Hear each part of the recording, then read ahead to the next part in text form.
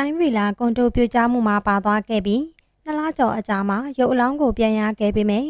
ပုံမပြတ်သေးပဲအကောင့်တိုင်းလေးပြန်လည်တွေ့ရှိခဲ့ရတဲ့ LVU International College ရဲ့တည်ထောင်သူဆရာအာကာကျော်မင်္ဂလာပါပရိသတ်ကြီးရှင်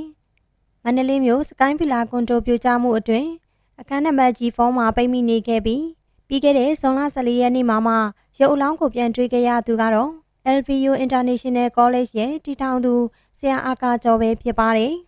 မတ်လ28ရက်နေ့မှာလှုပ်ခတ်ခဲ့တဲ့အင်အားပြင်းငလင်ကြောင့်စကိုင်းဗီလာကွန်တိုပြိုကျခဲ့တဲ့အချိန်မှာအခန်းနံပါတ်ကြီးဖုန်းမှာပိတ်မိနေခဲ့တဲ့သူကိုကယ်ဆယ်ရေးသမားတွေကစတင်တွေ့ဆုံခဲ့ကြရပြီးသူကကယ်ဆယ်ရေးသမားတွေကိုတွေ့တော့ကျွန်တော်ကအခန်းနံပါတ်ကြီးဖုန်းကကိုအာကာကျော်ပါ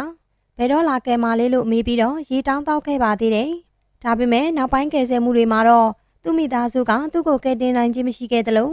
ရုပ်အလောင်းကိုလည်းပြန်လည်ရရှိခြင်းမရှိခဲ့တာဖြစ်ပါတယ်အခုဆိုရင်တော့ငလင်ကြီးလှုပ်ခတ်ခဲ့တာ2 လကျော်အကြာဇွန်လ14ရက်နေ့မှာတော့ကိုအာကာကျော်ရဲ့ရုပ်အလောင်းကိုပြန်လည်ရရှိခဲ့တာပဲဖြစ်ပါတယ်မိခင်ဖြစ်သူကသားလေးနာကိုမေကြီးလာဆောင်နေမှန်းသိလို့စောစောစီးစီးမပြတ်စီးပဲအကောင့်တိုင်းလေးပြန်တွေ့ရပါပြီဘာမှမပြီးမဖိမိပဲအကာအကွယ်လေးအောက်မှာသူ့ကိုယ်သူကာကွယ်နေရင်ထွက်ခွင့်မရခဲ့လို့ဆုံးရှုံးလိုက်ရပါတယ်မိခင်ကိုလှုပ်ကြွေးနေတဲ့သူတော်ကောင်းလေးပညာဌာနတွေလုပ်နေတဲ့သူတော်ကောင်းလေးအလွယ်တန်းရရောတဲ့သူတော်ကောင်းလေးလူတွေကိုတနာကျင်နာတတ်တဲ့သူတော်ကောင်းလေးကြီးမြင့်မြတ်ဆုံးဘုံဘဝကိုရောက်ပါပြီလို့မေကြီးယုံကြည်နေပါတယ်ဟုဆိုကစိတ်မကောင်းစွာနဲ့ပြောပြခဲ့တာလည်းဖြစ်ပါတယ်